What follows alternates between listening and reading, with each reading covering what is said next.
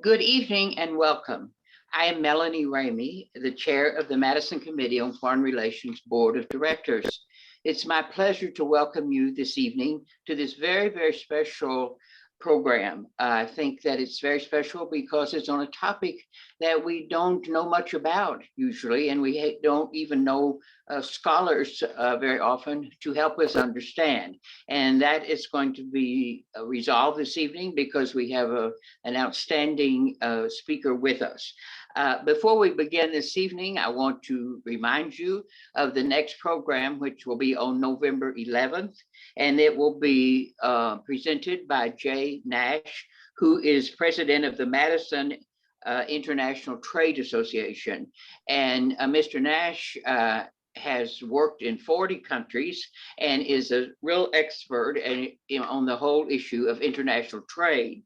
And he is often consulted by countries and companies in terms of assistance in understanding the requirements of import and export trade with the United States. So that is a very timely topic given what we're experiencing now with our supply chain issues and how this is relating to treaties that we have and so forth. So be sure and mark your calendar for November 11th at 7 p.m.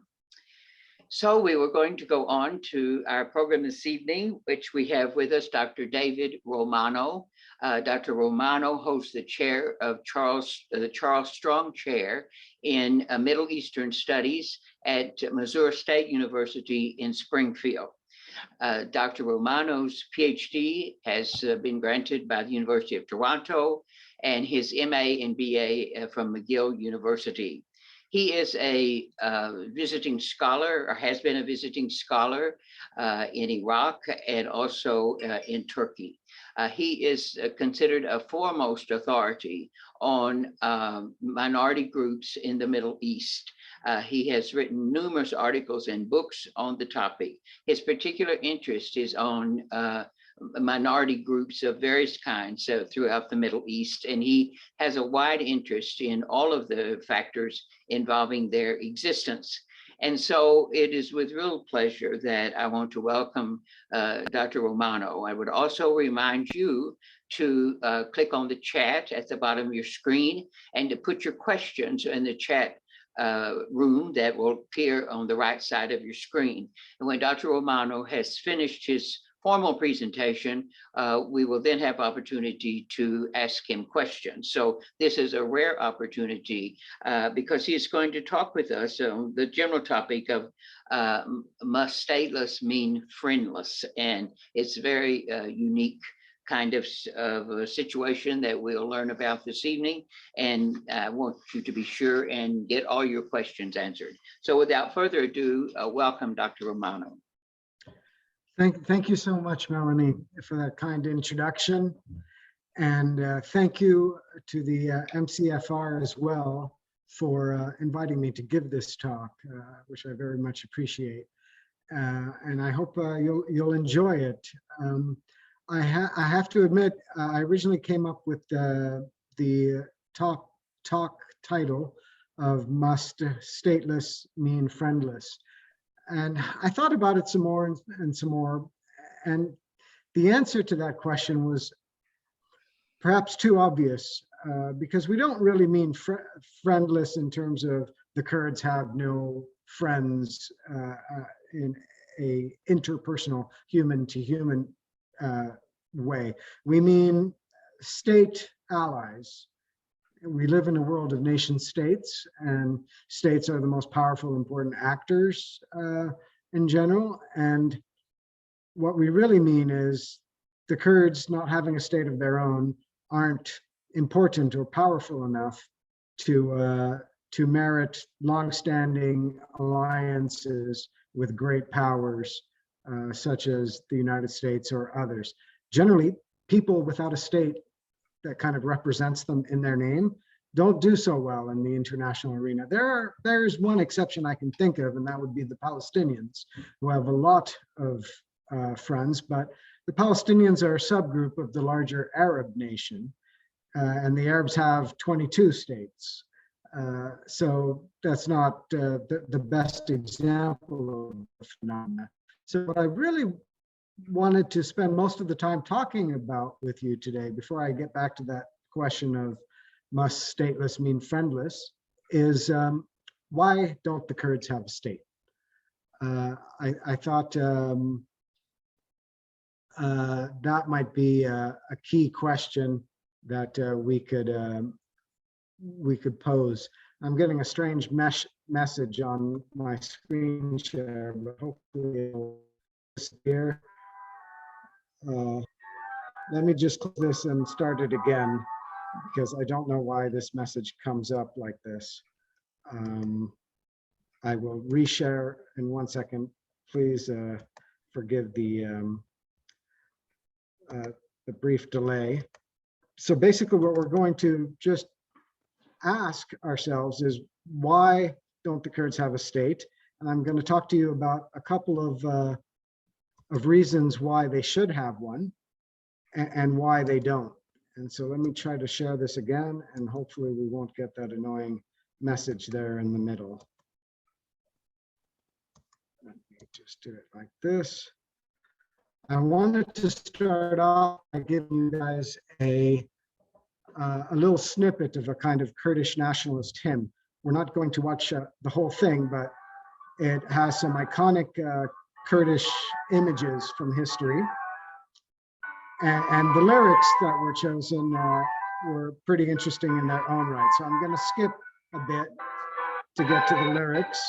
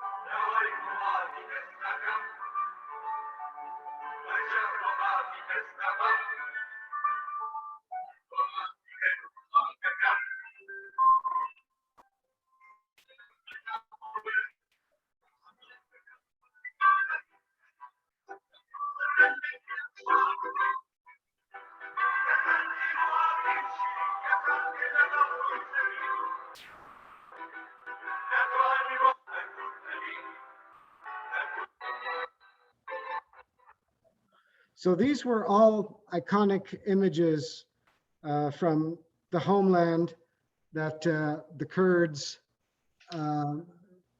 refer to as Kurdistan. Kurdistan is from the Persian, actually, and Kurdish is a language related to Persian, which means land of. That's why we have Uzbekistan, land of the Uzbeks, Pakistan, Tajikistan, land of the Tajiks, and so forth.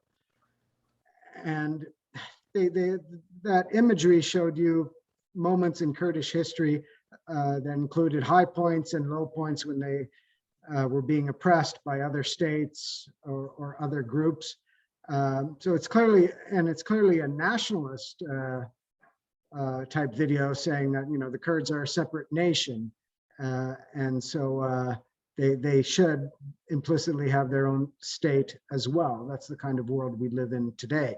So let's delve into that a tiny bit. Before we do, though, I just want to show you this flight map, which I find pretty interesting. Here's the Kurdish mountainous region, and you see it's one of the less frequented corners of the world.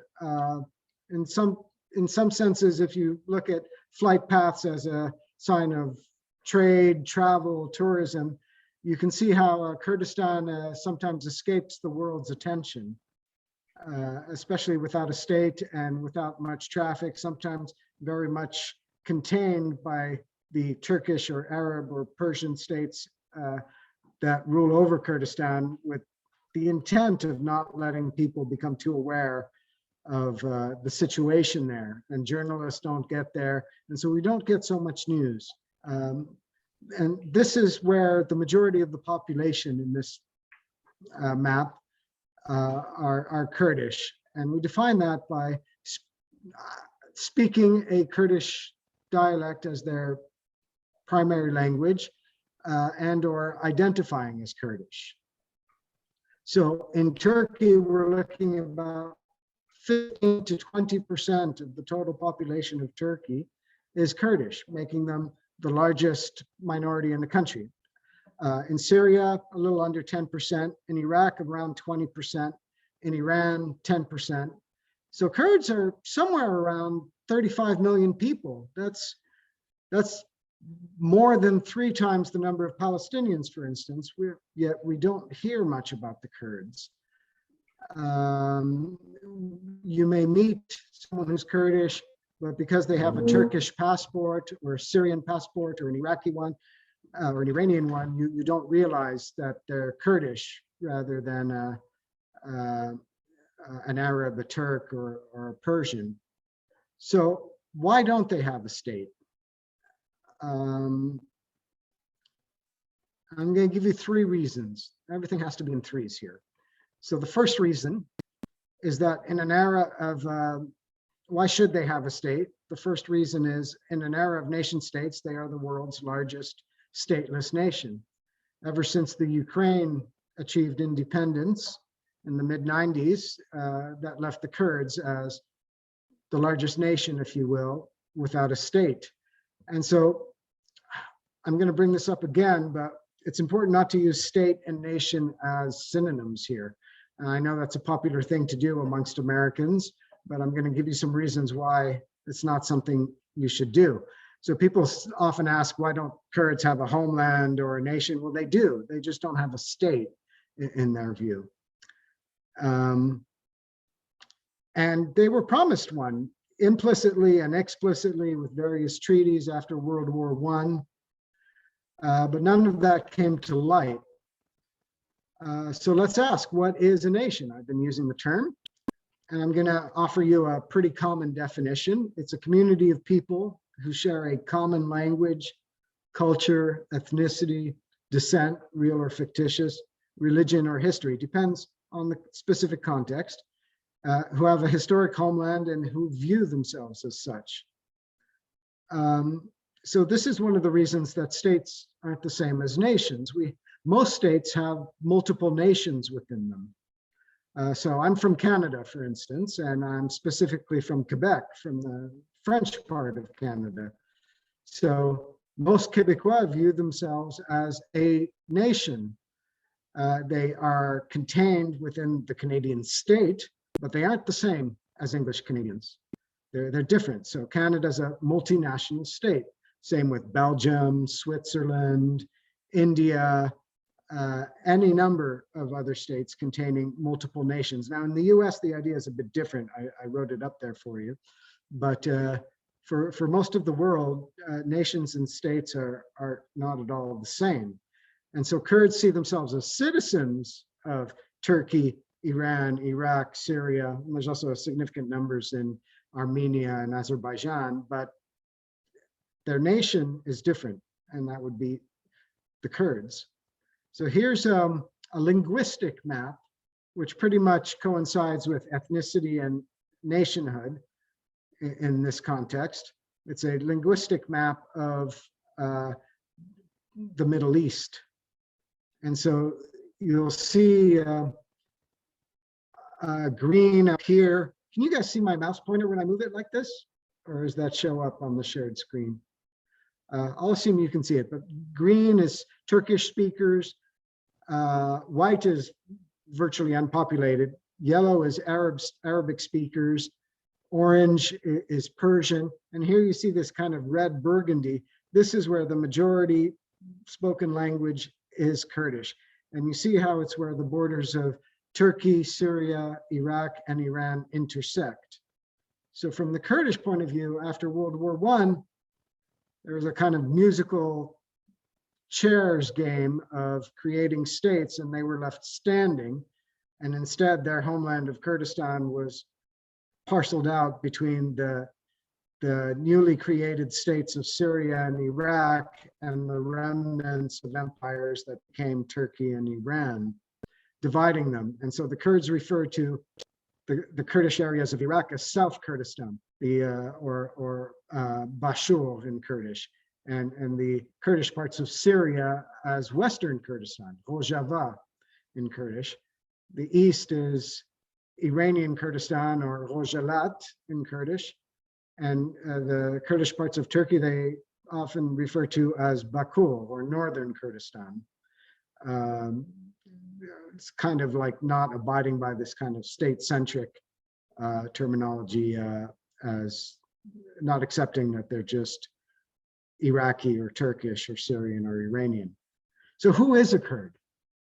Let's get that out of the way. I tried to make this little graph to help visualize it. Kurds can be of any religion, but they'll speak, or their parents will speak. Some have been so assimilated they don't speak a Kurdish dialect, but they still identify as Kurdish because their parents or their grandparents did. They'll speak one of these Kurdish dialects. The two biggest ones are Kurmanji and Sorani. Kurmanji is spoken mostly in Turkey, well, northern Kurdistan, Syrian Kurdistan, and 1/3 of southern Kurdistan. That's Kurmanji. And then Sorani is spoken in most of Iraqi Kurdistan and parts of and most of Iranian Kurdistan, but there's other dialects like Gurani, Harami, Zaza. They'll often typically speak also Turkish, Arabic, or Persian, because those are the dominant languages of the states that they find themselves in, but their language will be Kurdish. So here, ethnic identity, and hence when it's politicized, national identity, depends on language. With language comes culture, historical memory, and all kinds of markers like that. But there's Kurdish Jews. There's about 200,000 Kurdish Jews in Israel who were expelled from Iraq mostly in the 1950s. There's lesser known religions like the Alevis, the Yazidis, the Ahl al-Haq, but they're still Kurdish. There's Kurdish Shiites, but most Kurds are Sunni Muslim. So hopefully that clarifies a little bit. And if I were to give you a maximalist map of Kurdish nationalist aspirations, it would look like this. Kurdistan would cross all the mountainous area that the Kurds call home, their homeland. But in this map, Kurdistan even reaches out to the sea, which is kind of a little wishful thinking, far-fetched, but everyone wants an outlet to the sea. But this area right here isn't actually majority Kurdish, right by where it touches the Mediterranean. But if we're going to show maximalist Kurdish nationalist demands, but they never got a state like this, right? So let me give you reason number 2. And that's that the Kurds should have a state. Reason number 2 is that the states ruling over the Kurds have persecuted them terribly.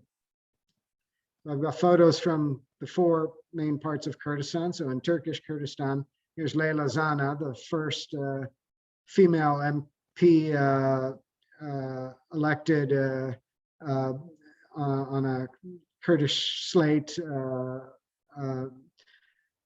and she was put on trial after doing her swearing-in ceremony in the Turkish parliament bilingually in Turkish and Kurdish, and saying she was a Kurd, and she was charged with separatism and undermining the national unity of the country. And so National Geographic took that photo of her in the mid-90s when she was on trial. And here on the top right is a father and his baby son killed in Saddam Hussein's chemical weapons attack on Halabja in March of 1988. Halabja was an Iraqi Kurdish town that was kind of a base for many Kurdish rebels fighting Saddam's government during the Iran-Iraq war, cooperating with the Iranians. And so his answer to that was to hit the civilian population with chemical weapons. So some 5,000 died that day from a combination of mustard and sarin gas. The picture at the bottom left is Iranian Pasdaran Revolutionary Guards executing Kurds in 1979, when after the Islamic Revolution in Iran and the overthrow of the Shah, the Kurds tried to declare autonomy, and the new theocracy went to suppress Kurdistan, and they killed thousands in the process. And the picture here is Kurdish refugees in northeastern Syria, or Syrian Kurdistan, fleeing ISIS onslaught. That wasn't really Assad who did it, but Assad has repressed the Kurds plenty before ISIS came on the scene, before the Syrian civil war. Even the Syrian government even removed citizenship from 100,000 Kurds in 1963, declaring them foreigners and without citizenship, and they didn't have citizenship anywhere else. They weren't able to get married, own land, get a job, receive health care, or anything like that. So by the time the Syrian civil war broke out, there were some 300,000 Kurds in Syria with no citizenship, kind of the invisible population there. And then some other Kurds with citizenship, but like in the other parts of Kurdistan, denied the right to use their language or have education in it, and suppressed in myriad other ways. So here's a photo from 1937 when Turkey suppressed another Kurdish revolt in Dersim, which was the Kurdish name of the area, but then it was renamed Tunceli as part of a kind of erase Kurdish identity from the country and rename all the Kurdish names with Turkish ones. And tens of thousands were killed in suppressing, civilians were killed suppressing that uprising. More photos from Saddam Hussein's chemical weapons campaign against the Iraqi Kurds in '88. On the top right, bottom left, every week of the year, Iran executes Kurdish dissidents. Kurds make up less than 9% of Iran's population, yet they're about 50% of death row inmates in Iran, almost all for political crimes. And Iran is second only to China in the world for number of executions carried out. And these are political dissidents being hung in public. And the bottom right is the Syrian Kurdish town of Kobani in 2014, when ISIS was trying so hard to capture it. And the Kurdish resistance there, with help from the United States after a few weeks, ended up turning the tide of ISIS. It was ISIS's first defeat when they failed to take Kobani. But you see, the town didn't do so well as a result of all the fighting. I'm going to give you reason number 3, Kurds should have a state. And that's because since 100 years, Kurds have fought continuously for self-determination, showing that they have a right and ability to govern and protect themselves. So I'm going to give you here a kind of graph of Kurdish uprisings just in the 20th century. And these are uprisings in Turkey, Iraq, and Iran. And only when we get really to the 21st century do we have an uprising in Syria, a Kurdish one. So this is all just in 3 countries where Kurds are a significant minority. So clearly something's wrong for all these uprisings to occur. And, you know, you hear in the scholarly literature, they'll argue about, like, say, the 1925 Sheikh Said uprising in Turkey, and they'll say, well, really, that was a religious reactionary uprising after Kemal Ataturk abolished the caliphate, and these were feudal Kurdish landowners and religious reactionaries who didn't want to have the caliphate abolished or be modernized and have land reform. And sure, that was part of the reason for that one, but the explicit demands of that revolt were for Kurdish rights and Kurdish autonomy and Kurdish language rights and so forth. So it was also a Kurdish nationalist uprising, because the basic story here is that Kurds found themselves in hyper-nationalist, mono-nationalist Turkish, Arab, and Persian states after World War I that didn't leave much room for them to remain as Kurds. They were forcibly assimilated, or at least the states that rolled over them tried to forcibly assimilate them. And I think that's an important story for all of these uprisings, and one that you can imagine the states ruling over them have a lot of interest in downplaying or denying. But this is an important part of this history of revolts against rule by states acting in the name of other nations. And here I've got for you some photos of Kurdish fighters from the four Kurdistans. So in the top left, we have fighters of the Kurdistan Democratic Party of Iran. In the top right, we have fighters of the Kurdistan Workers' Party fighting the Turkish state. The PKK is the acronym for this group. In the bottom left, we have Iraqi Kurds, Peshmerga fighters of the Kurdistan Regional Government of Iraq. Peshmerga is a term that some Kurdish groups use for their fighters, and it means those who are before death. Pesh means before, Melg in Kurdish and Persian means death, and turns it into a verb, so Peshmerga. And so they have a ministry of Peshmerga in Iraqi Kurdistan, which is really a ministry of defense. And in the bottom right, we have fighters of the YPG and the YPJ, which is the People's Protection Forces of the Syrian Kurdish administration. And something you might notice from at least two of the photos, probably three, is that there's a lot of women in these fighting units. This is an anomaly for a very patriarchal Middle East. Most of the Kurdish political parties, with some exceptions in Iraqi Kurdistan, have adopted a perspective on national liberation that says that gender liberation has to occur simultaneously, that they have to get out of patriarchal gender roles at the same time as they try to liberate the nation. And so this is why they rely on a lot of female fighters in most of the Kurdish political parties and the militias that they form. And here are some photos of instances of Kurdish self-rule. These are graduating students in the top left in a university in Iraqi Kurdistan. The top right is the declaration of the Republic of Kurdistan in Mahabad, which is in Iran in 1946, which was under Soviet tutelage, but lasted barely a year before the Soviets withdrew support and the Iranian army crushed it and hung the leaders. Bottom left is a legal pro-Kurdish party in Turkey. They keep getting banned and then they reform under a new name. And again, you see the prominent presence of female leadership as part of the gender liberation outlook. And in the bottom right is a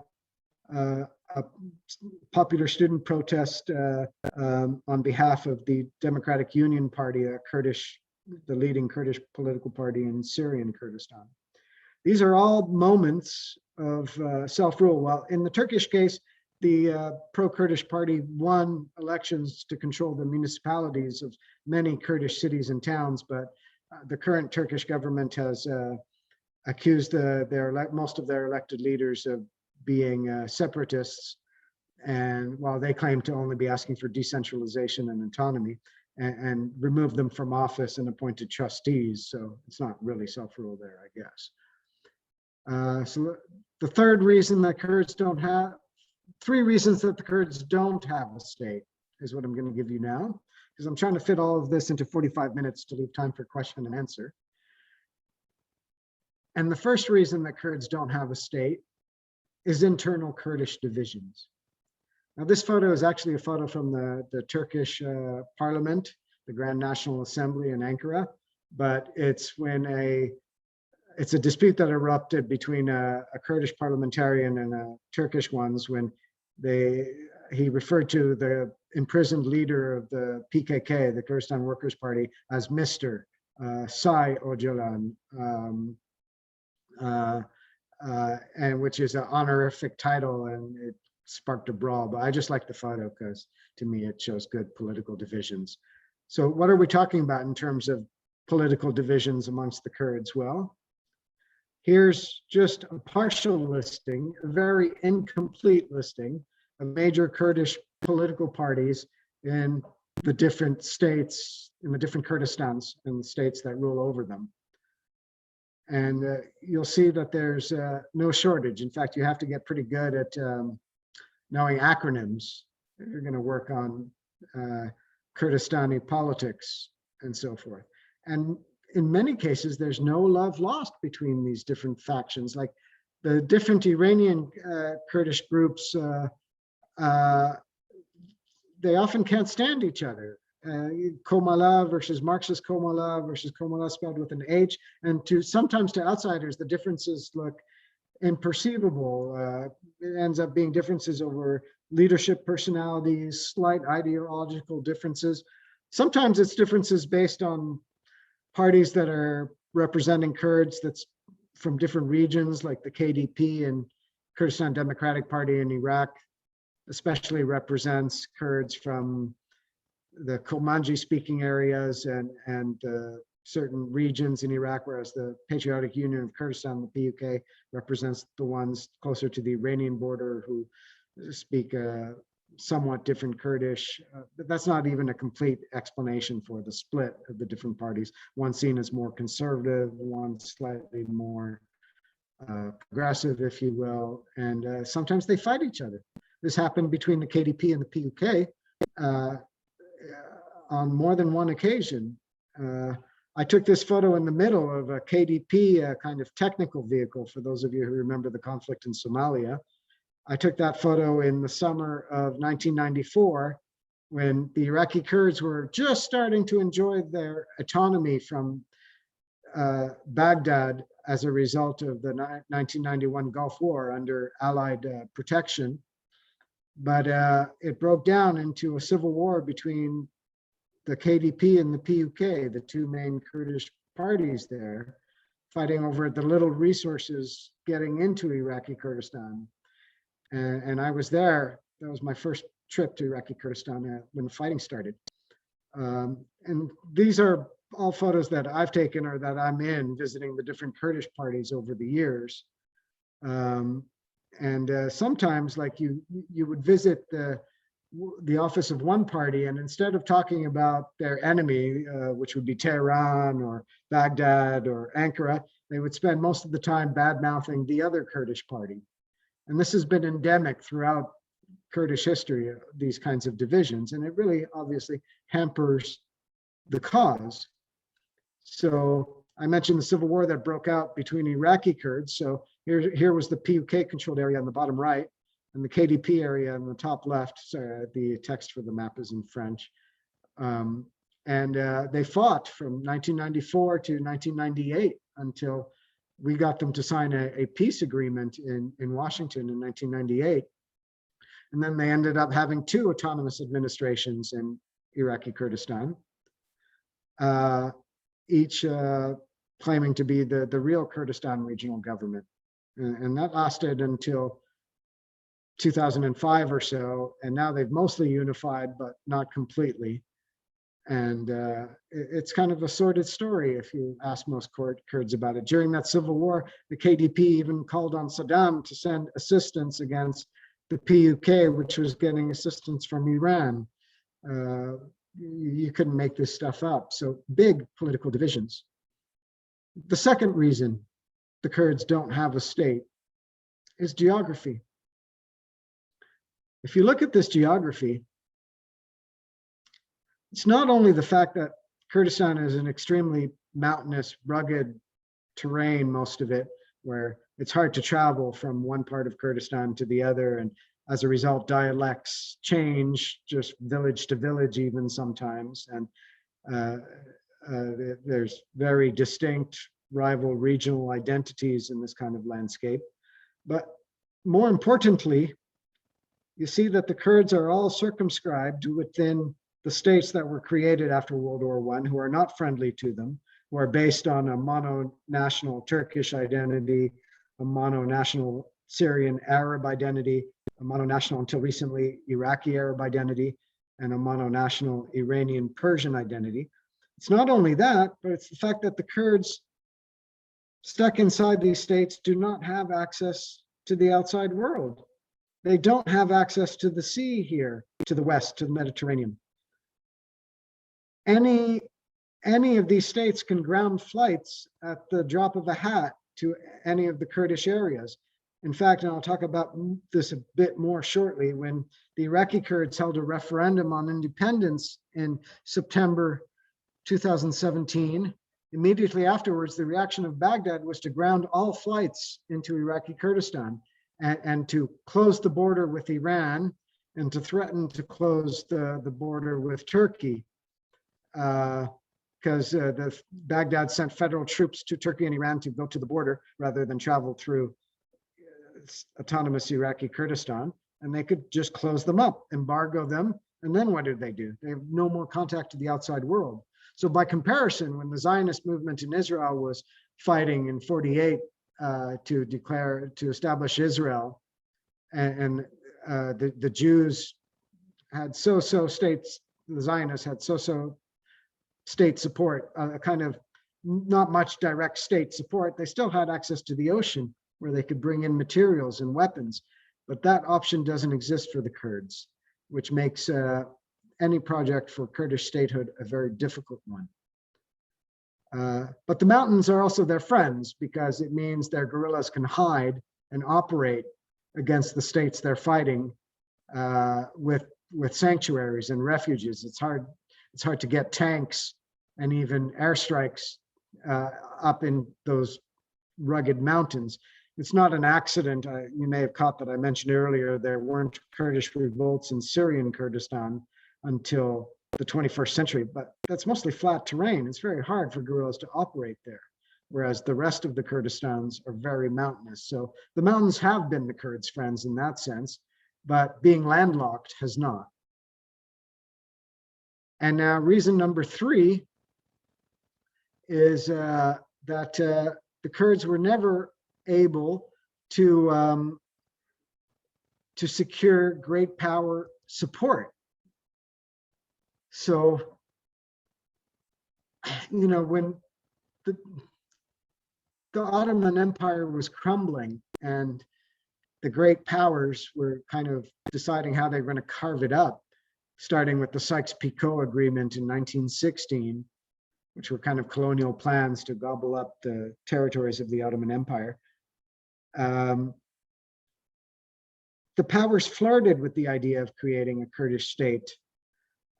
We actually had T.E. Lawrence of Arabia, submitted a map that foresaw a Kurdistan, believe it or not. So he wasn't just an Arabophile. He thought it might be a good idea to have a Kurdish state. But because of divisions amongst themselves, principally, and also for other factors, the Kurds were never able to really convince any of the great powers to support them. So whereas the Arabs got 21, 22 states, there was support for an Armenian state, but it didn't pan out, but eventually it did in the Soviet Union and what became the independent republic. So we have in Armenia today. The Kurds never got that. They never convinced the great powers that it would be in their interest to back Kurdish statehood. And so that's another very big reason the Kurds never got a state. Oh wait, this is T. Lawrence's map. Right here is a map considering drawn from the Treaty of Sèvres in 1920, but which never really saw the light of day. So T. Lawrence thought that the Kurds could be here in his map, but London ended up rejecting the suggestions and going with those of Gertrude Bell in creating an mostly Arab Iraq, where the Kurds are kind of straitjacketed into the new state that they create instead. Without a state, the Kurds weren't powerful enough to secure lasting alliances with major powers, including the United States, but maybe that's changing. We'll talk about it at the end. Without being able to secure those kinds of alliances, they just witnessed betrayal after betrayal. So whether it was in 1925 with the Sheikh Said revolt, which originally had some Iranian and Russian Soviet assistance, but then Turkey convinced those powers to back off and stop supporting the rebels and crush the revolt. Or 1975, when the Kurds in Iraq were encouraged to revolt again against Baghdad by Henry Kissinger. But then when Baghdad made the concessions we wanted them to make to the Shah of Iran on the border between Iraq and Iran, then Iran withdrew support, and so did the US and Israel, which was providing support. And that revolt was crushed. This was a legendary Kurdish leader, Mullah Mustafa Barzani, who led that revolt. And in Iran, as I mentioned, the Soviets backed a kind of Kurdish autonomous state and an Azeri one to the north when the Iranian state was very weak during World War II. But then we forced the Soviets and convinced them, and Iran convinced them with oil concessions to withdraw that support. And then those revolts were crushed. That continues even into more recent days. I don't know, many of you are probably easily able to remember in 1991, when we launched the campaign to eject Iraq from Kuwait. The first President Bush gave a speech, and he said in this speech that there's another way for all of this to end, which is for Iraqis to take matters into their own hands and remove Saddam Hussein's dictatorship and so forth. Well, the Shiites and the Kurds listened to that radio speech, and they did it. And they rose up, and they were about to overthrow Saddam. All that they needed was for us to deny him the use of all his air power, including the helicopter, gunships. But apparently the State Department and the CIA went to Bush Sr. and said to him that it's a Pandora's box if the rebels in Iraq overthrow Saddam, because we might get a Shiite breakaway state that aligns with Iran, and we might get a Kurdish state that tries to make common cause with Kurdish minorities in Turkey especially, which would be a big problem, and Turkey's our ally, our NATO ally, and so on and so forth. And so we withdrew support, and the rebels were crushed. About 100,000 Shiites massacred by Saddam's Republican Guard in the south, in the marshes. And the Kurdish refugees in the north, as Saddam moved his helicopter gunships and troops to crush the Kurdish rebellion in the north, all ended up on the Turkish and Iranian borders, which is when we intervened, by the way. This was the first CNN war. It was embarrassing to have all these Kurds freezing to death in the mountains in March 1991 on the border, and Turkey not letting them in. And Turkey also didn't want like 1 million Kurdish refugees to exacerbate its own Kurdish problem. So we intervened and we created the Northern No-Fly Zone, which we also sent ground forces in and pushed Saddam's forces south of the No-Fly Zone, or south of some of it. And that's what created Kurdish autonomy in Iraq. And the Kurds enjoyed our support in that sense for a long time after that, although they were under double sanctions from 91 to 2003, the sanctions on Iraq plus Saddam's sanctions on their region. It was better than what they had before. But then as the Iraqi government collapsed in the face of ISIS and corruption and other problems, the Kurds they threatened to do so many times. And finally in 2017, September, they held a referendum on independence, just a referendum. They didn't say they were going to do it, but they felt they had a right to gauge their public's opinion on independence. And that referendum, we ended up calling illegitimate, even though 97% of the voters voted for independence. When we called it illegitimate, it kind of gave the green light for Baghdad and Iran to send troops, Shiite militias armed with US Abrams tanks and Humvees and others. They moved on Kirkuk and other Kurdish areas in the north, and we did not intervene. And so that for many pro-US Kurds who up until 2017 still called the Americans liberators, not occupiers in Iraq, they felt that to be a fairly bitter betrayal, a repeat of the past. And then it happened again with Syrian Kurdistan when the Trump administration in October 2019 withdrew the minimal US troop presence on the Turkish border in Syria, in northeast Syria, and gave Turkey the green light to invade. That was unnecessary. Just a week before then, the United States had convinced the Kurds in Syria to destroy their fortifications on the Turkish border to reassure Turkey that Turkey had nothing to worry about. And a week later, we gave Turkey the green light to invade. So that wasn't a stellar moment. President Trump was kind of taken aback and surprised, though, by the extent of the bipartisan negative reaction to his precipitous pullout and the Turkish attack on our Kurdish allies against ISIS. And it made him change his mind. And so only some of the Kurdish parts of Syria were occupied in that episode by Turkey. Russia betrayed the Kurds in an area called Afrin earlier in 2018, area it controlled, and let Turkey invade there, by the way. So betrayal is nothing new here. So I wanted to give you, just about done here because we need time for question and answer. I wanted to give you, though, a video about changing US rhetoric on the Kurds.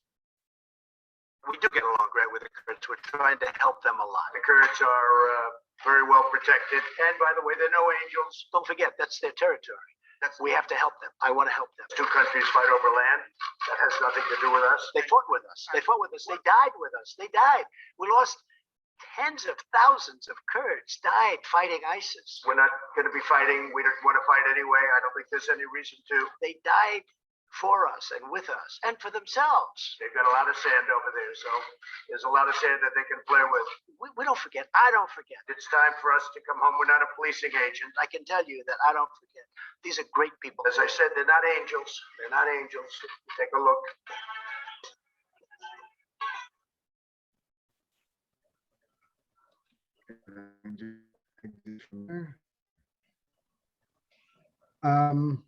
I don't know if I've illuminated things for you or confused you. I tried to do it all in 45 minutes. But my concluding remark here is that last episode where the Trump administration suddenly withdrew the US token presence on the border. US soldiers, there were less than 2,000 in Syrian Kurdistan in northeastern Syria. And they weren't even having to fight. The Kurds fought ISIS for us in Syria and defeated it there for us. They were just, the US troops were just giving advice and calling in airstrikes. And this was a Kurdish militia. He was caught by surprise by the extent of the American bipartisan anger at his policy choice there, which was kind of a surprise to a lot of us who study Kurdish politics for all these years.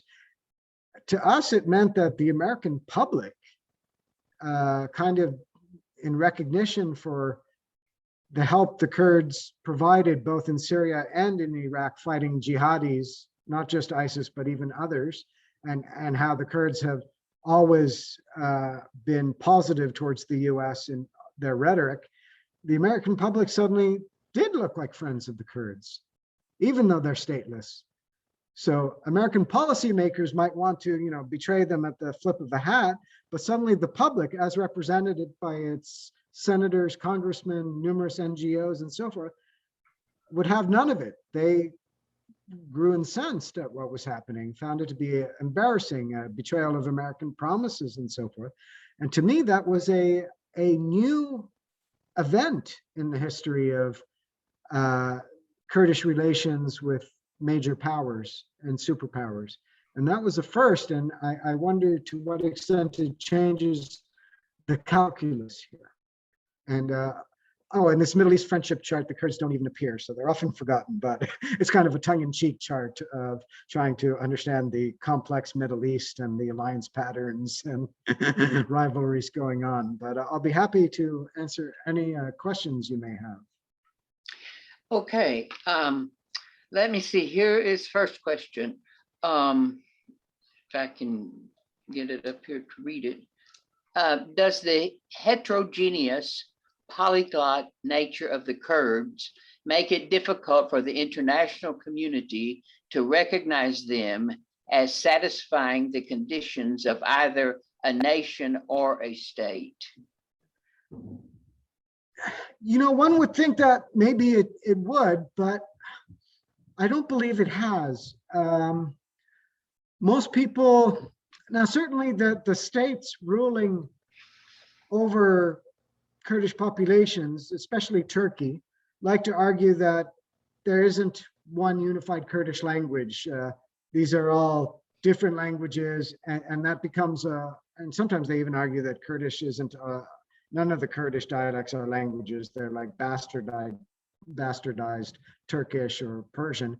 But, and that argument is presented as a way to say, well, if they don't have their unified language, then they're not a nation. But I think most of the world just sees any of those Kurdish dialects as Kurdish and doesn't get caught up in the dialectical differences. And a lot of Kurds don't even speak one of the Kurdish dialects, the ones from Turkey in particular, because of very aggressive assimilation tactics and outlying of the use of Kurdish that was more extensive in Turkey than elsewhere. A lot don't speak Kurdish, but still identify as Kurds. And so the language issue gets kind of set aside as a result.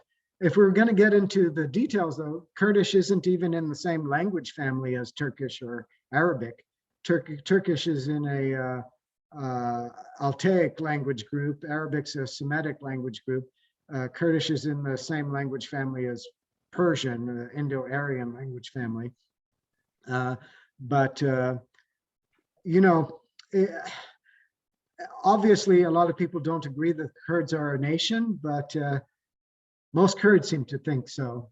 And I think internationally they've been recognized most often as a national group, but the fact is most nations don't have their own state. There's many nations. The Kurds will turn around and say, well, they're the biggest nation without its own state. And the discourse would continue like that. I tend to think the right or wrong of it doesn't usually matter as much as to whether or not they have the capacity to found a state, run it, and so forth. But something I should have mentioned earlier is none of the Kurdish parties I showed you today, none of the major ones are actually explicitly calling for an independent state. They're all asking for autonomy or recognition of their right to statehood if the state they're ruling over collapses and utterly fails, like Baghdad looks like it's doing. Then, but none of them have explicitly called for secession. And the main Kurdish parties fighting the Turkish state and in Syria explicitly reject nationalism. They said they just want autonomy and local self-determination and so forth. Okay, the second question is there a Kurdish diaspora in Europe and North America or elsewhere? If so, do they have influence? There absolutely is a Kurdish diaspora. It's bigger in Europe than in North America.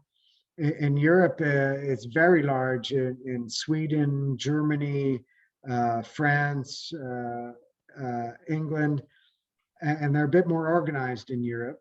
And they even had their parliament in exile for the PKK-aligned Kurdish political parties in Europe. And they started their own satellite TV stations in Europe because, you know, if Kurdish is banned in Turkey, Syria, Iran, and until recently Iraq, but they want to remind their people that they have a language and that it's of use, then they managed to start these satellite TV stations based in Europe, in like Paris, in London, in Belgium, that would broadcast programs to the Middle East in Kurdish, which were considered very subversive to watch, but this was a very successful project of the Kurdish diaspora. In the US, the biggest concentration is in Nashville. There's about 40,000 Kurds in Nashville. But both in the US and Canada, they're not as organized. And amongst the Kurds, they often are asking themselves, why can't we be organized and affecting the position of the United States or Canada, like AIPAC or like the Armenians or or like other diaspora groups do, and they're working on it. They've set up some lobbying offices, different groups in Washington, but it's not easy. Are the Kurds represented in the United Nations in some way? No, this is where they're jealous of the Palestinians. The Palestinians got observer status in the UN in 1974, even though they don't have a state.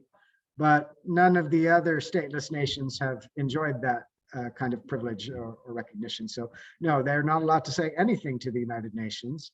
And without states backing them, like the Arab states who back the Palestinians, or then it's hard to be heard. So in 1988, when Saddam Hussein was using chemical weapons on Iraqi Kurdish civilians, the main Kurdish political parties tried to go to the UN and say, look, these are banned weapons they're using on our people, but no one would hear of it. Iraq was still in the good books of the United States because it was fighting Iran. Arab states like Kuwait said, oh, this is just because Kuwait was getting along with Iraq back then. They said this was not true and a ploy to distract from the Intifada in Palestine.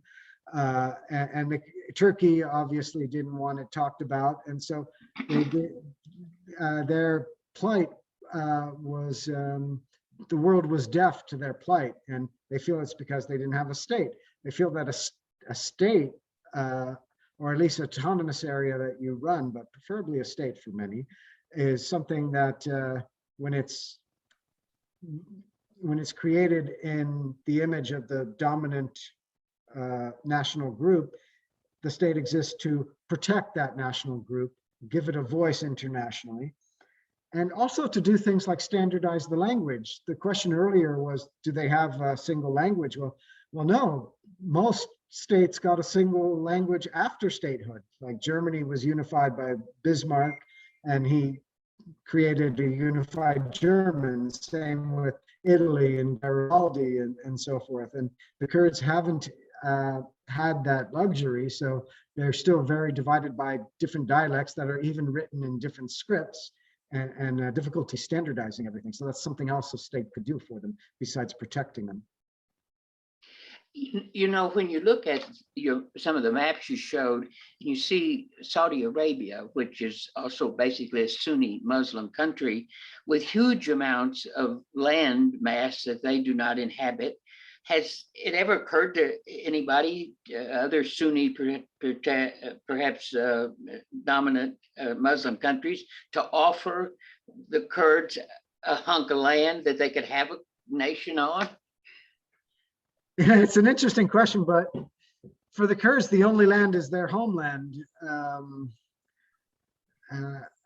And Saudi Arabia doesn't want a Kurdish minority, doesn't even want Syrian refugees who are mostly Arab.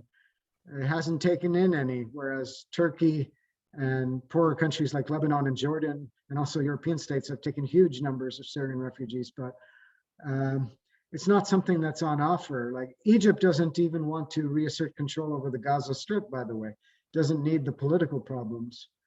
And, you know, if we talk about the Zionist movement, as an interim solution in the early stages of Zionism, there was talk about a place in Uganda for the Jews to set up a state, but that was ever only meant as an interim solution.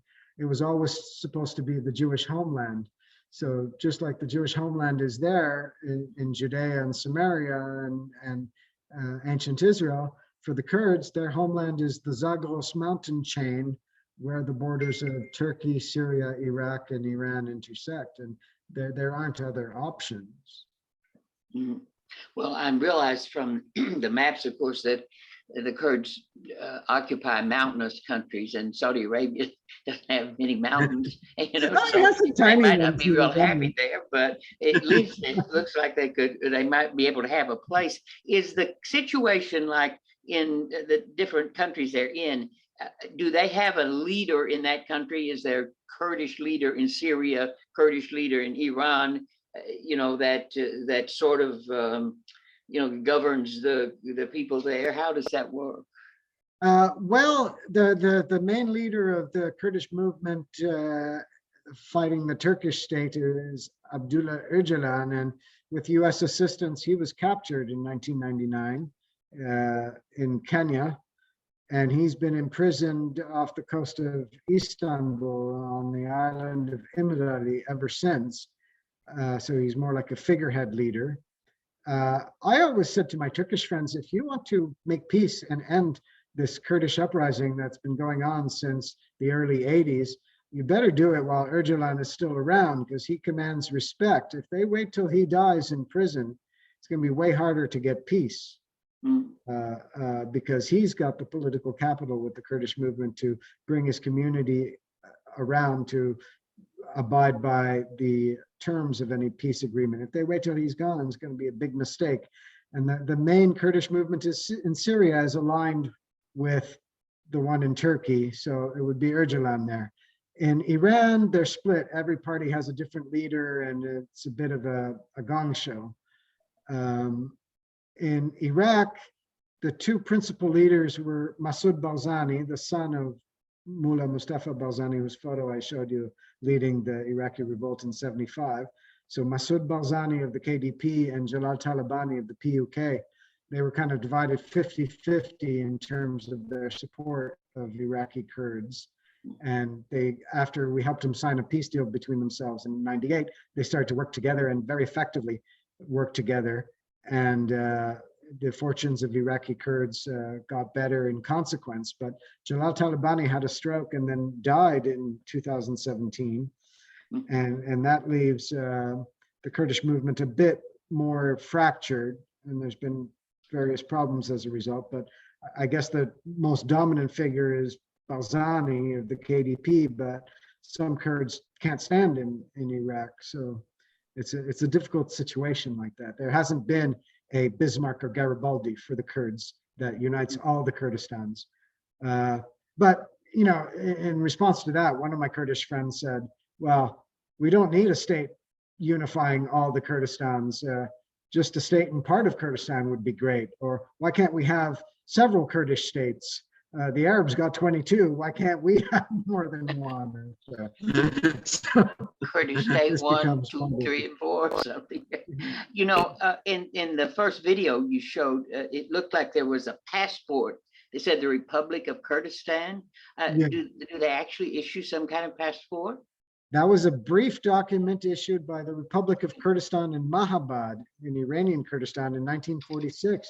When they established it, they immediately started printing their own currency, paperwork, established schools, not just to teach Kurdish, by the way, but to teach other minority languages. They said, we've had our language banned for so long that all the Kurdish parties in all the parts of Kurdistan are very keen on allowing other groups, not just Arabs, Turks, and Persians, but Assyrians and Armenians and Turkmen and others to have their own schools in their language, saying, you know, if we have a Kurdistani state, it's not a Kurdish state for Kurds, it's a state of Kurdistan, and we're going to be good to the ones who become our minorities, not like we were treated. But it's complicated. Like, something I forgot to say is a lot of Kurds don't want to secede and have their own state. Some Kurds, like especially in Turkey and Iran, are very assimilated and they're fine staying in those states. And some Kurds who like totally assimilate and don't even tell people they're Kurdish and don't speak Turkish or Persian with a Kurdish accent, they can rise to very high positions. But some other Kurds consider them sellouts. So it gets complicated. Has there been a lot of intermarriage in these countries with the Kurds and in the other populations? Yeah. That's a great question. That's one more thing that makes it more complicated. There has. But I will say, in most of the Middle East, and including amongst the Kurds, despite their work on gender liberation, it's very patriarchal. So the kids adopt the communitarian identity of the father. Most often, which is why in Islam, they don't have a problem with a Muslim man marrying a non-Muslim woman. In fact, most of the Ottoman sultans had non-Muslim mothers. Doesn't matter. Really? But if a Muslim woman wants to marry a non-Muslim man, that becomes a bit of a, well, a very dicey proposition. And amongst Jews, it's the opposite. It's the mother who determines the religious communitarian identity of the kids. So I guess the worst combination would be a Jewish woman marrying a Muslim man, because both communities, it would be a Jewish man marrying a Muslim woman, because both communities would reject them. You don't want to go there. Listen, we've asked you a lot of questions and you've had a lot of wonderful answers. So I think that we're finished with the questions, and I would thank you very much for enlightening us, and I hope you have a good evening. Thank you very much. It's been a real pleasure. Goodbye. Goodbye.